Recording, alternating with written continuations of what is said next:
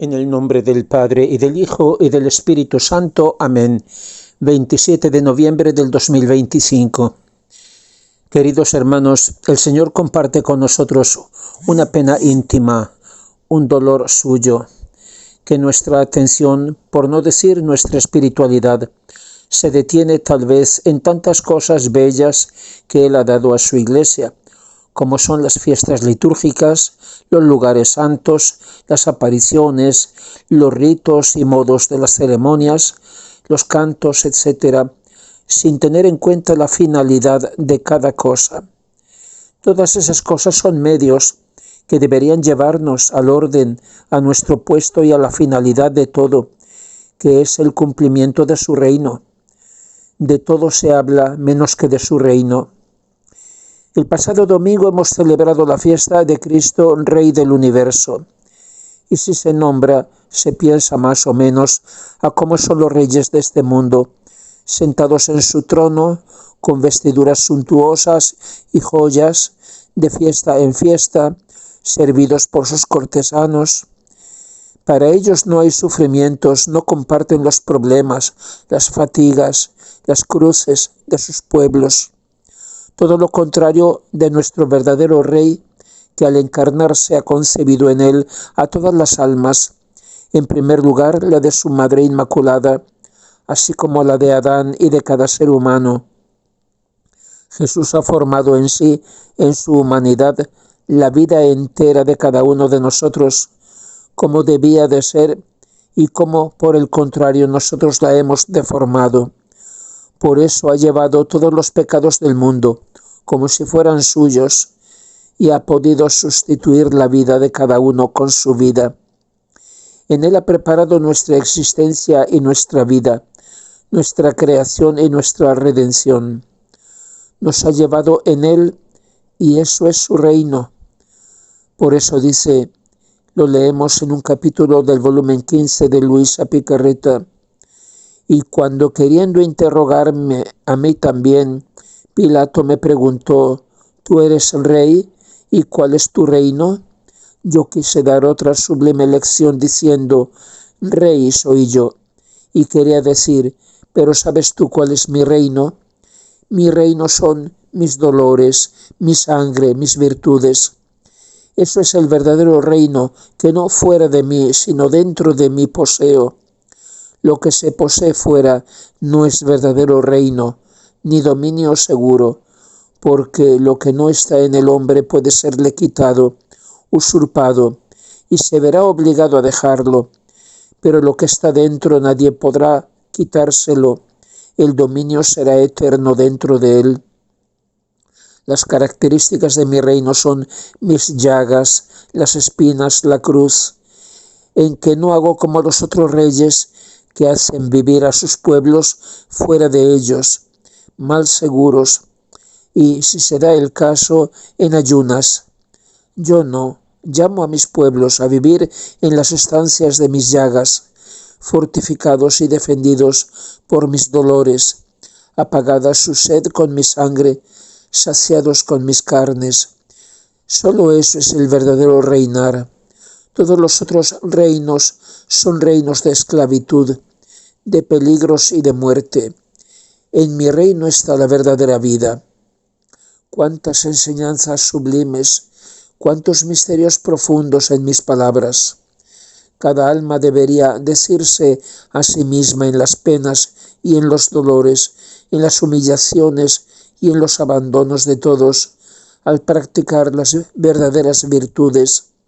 Esto es mi reino, no sujeto a perecer, nadie me lo puede quitar ni tocar, porque mi reino es eterno y divino, semejante al de mi dulce Jesús. Mis dolores y penas me lo confirman y hacen el reino más fortificado y aguerrido, tanto que nadie podrá hacerme guerra en vista de mi gran fortaleza. Este es el reino de paz al que deberían aspirar todos mis hijos. ¿Por qué se dice Cristo, Rey del Universo? A primera vista hace pensar a Rey de los astronautas, mientras que la palabra universo va mucho más allá de las estrellas y las galaxias. Significa hacia uno, es decir, todas las criaturas y todas las cosas debemos tener como finalidad volver a Dios, del cual todo ha salido. Todo converge hacia la unidad en el acto único de Dios, que se manifiesta en la creación, la redención y la santificación. Todo este proyecto eterno el Padre lo realiza en Jesucristo. Por eso su reino está todo en Él. Su reino es la realización de esa unidad que parte del misterio de la Santísima Trinidad. Como dijo Jesús en la última cena, el que me ha visto a mí ha visto al Padre. ¿Cómo puedes decir, muéstranos al Padre? ¿No crees que yo estoy en el Padre y el Padre en mí? Las palabras que yo os digo, no las digo de mí. El Padre que es en mí hace sus obras. Creedme, yo soy en el Padre y el Padre es en mí. Al menos creedlo por las obras. En verdad os digo, el que cree en mí hará también las obras que yo hago, y las hará mayores, porque yo voy al Padre. Todavía un poco y el mundo ya no me verá, pero vosotros me veréis, porque yo vivo y vosotros viviréis. Aquel día conoceréis que yo estoy en el Padre y vosotros en mí, y yo en vosotros. Yo en vosotros y vosotros en mí. Jesús en nosotros quiere ser el protagonista de nuestra vida. Nuestro ser, alma y cuerpo, debe ser para Él no solo su morada, sino su envoltorio. En nuestra mente sus pensamientos, en nuestro corazón su palpitar, en nuestro respiro el suyo, en nuestros ojos su mirada, en nuestro oído su escuchar, en nuestra boca sus palabras, en nuestras manos sus obras, en nuestros pies sus pasos, en nuestra alma sus alegrías y sus penas, en nuestra oración la suya. En nosotros quiere vivir su dolor y su amor. Con nosotros y en nosotros quiere vivir su relación con el Padre y quiere que participemos en su conversación, que es el Espíritu Santo. Es decir, que quiere hacer de nuestra vida, momento por momento, una perfecta comunión ininterrumpida con la suya. Por su parte nos tiene a todos en Él, desde el principio, desde la eternidad, concebidos con Él y en Él, pero no lo sabíamos y por eso no podíamos responderle ni participar. Ahora, por gracia suya, empezamos a darnos cuenta, a saberlo por fe maravillosa, y un día lo experimentaremos, y será vida sin fin. Ahora debemos responder a su amor, porque eso es su reino, uno en todos y todos en uno. Pero para que eso pueda ser realidad, es necesario que nuestro yo, es decir, nuestra voluntad, no tenga vida por su cuenta, una vida que no sea sustituida por la suya. Debemos darle la nuestra para poder tener como vida la suya, y no en algunos momentos, sino siempre y en cada cosa, en todo, porque si no, ¿qué vida sería? Y hoy el Señor nos habla precisamente de su reino, y dice a Luisa en el volumen 19, la creación y la redención estarán siempre incompletas mientras mi voluntad no tenga su reino en las almas. Mi ideal en la creación era el reino de mi voluntad en el alma de la criatura. Mi primer fin era hacer de los hombres otras tantas imágenes de la Trinidad Divina, gracias al cumplimiento de mi voluntad en ellos, pero al separarse el hombre de ella, yo perdí mi reino en él, y durante 6.000 años he tenido que librar una larga batalla, pero por más que haya sido larga, no he dejado mi ideal, ni mi primer fin, ni lo dejaré. Y si vine a hacer la redención, Vine para realizar mi ideal y mi primer fin, o sea, el reino de mi voluntad en las almas. Tan es verdad que para venir formé mi primer reino del querer supremo en el corazón de mi Inmaculada Madre. Fuera de mi reino jamás habría venido a la tierra. Sufrí entonces fatigas y penas, fui herido y por último muerto, pero el reino de mi voluntad no fue realizado. Puse las bases, hice los preparativos, pero la batalla sangrienta entre la voluntad humana y la divina ha continuado todavía. Ahora, pequeña hija mía, cuando te veo obrar en el reino de mi voluntad, y cuando obras, su reino se establece cada vez más en ti, yo me siento victorioso en mi larga batalla, y todo en torno a mí siente el triunfo y la fiesta. Mis penas, mis fatigas, mis heridas me sonríen, y mi misma muerte devuelve la vida a mi voluntad en ti. Por tanto, yo me siento victorioso en la creación, en la redención. Es más, me sirven para formar los grandes giros a la recién nacida de mi voluntad, los rápidos vuelos, los interminables paseos en el reino de mi voluntad. Y yo por eso triunfo y complacido sigo con la mirada todos los pasos y actos de mi pequeña hija. Antes de Luisa, ningún santo, ni del Antiguo ni del Nuevo Testamento, ha poseído el reino de la divina voluntad en esta vida, ni ha gozado la plenitud de la unidad de su luz.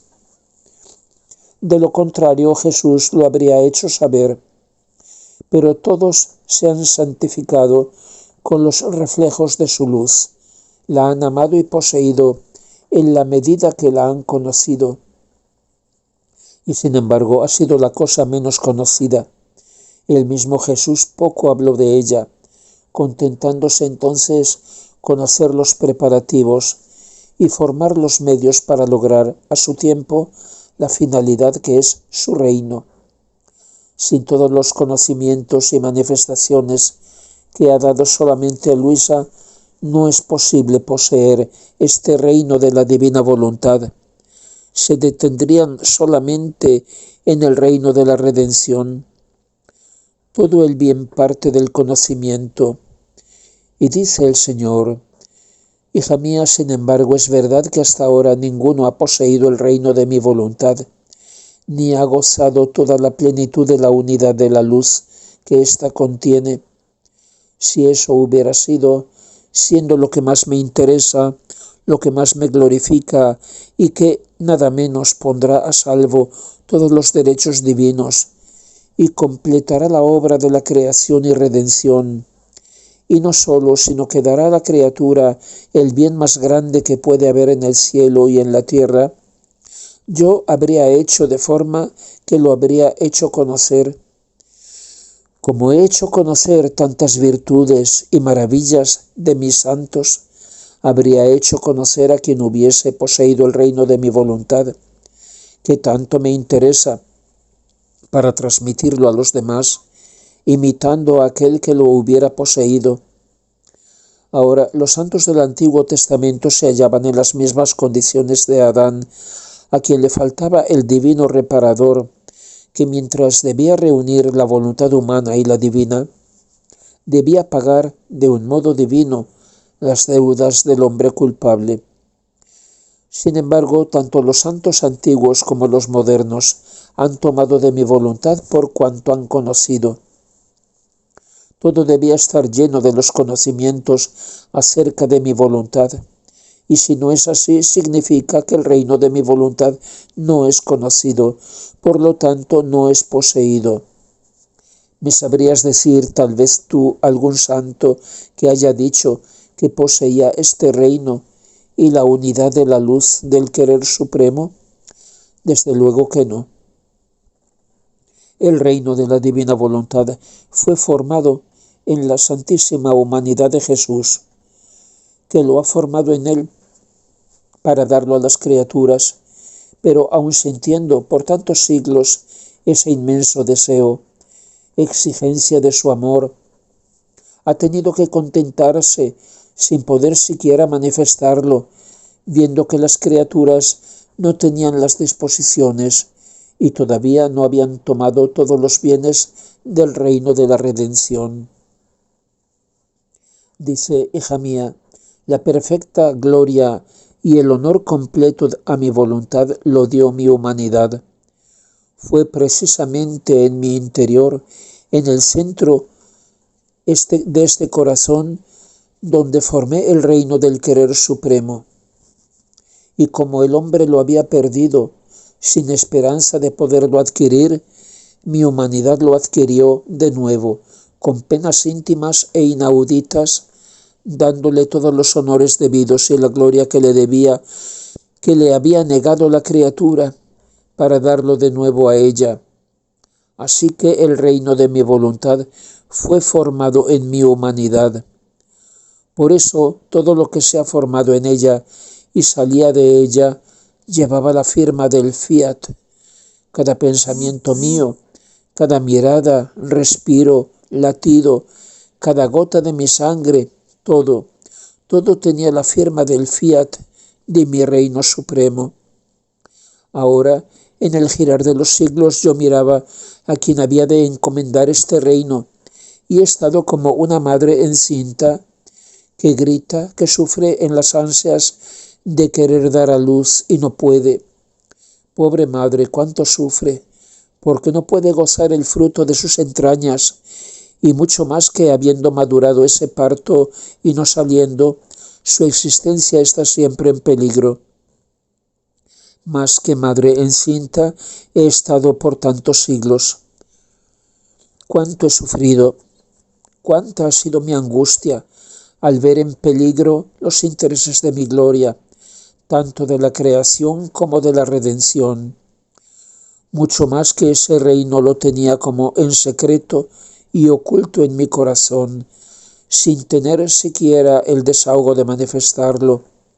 Y eso me hacía sufrir aún más, porque no viendo en las criaturas las verdaderas disposiciones para poder dar este parto mío, y no habiendo ellas tomado todos los bienes que hay en el reino de la redención, no podía arriesgarme a darles el reino de mi voluntad, que contiene bienes más grandes.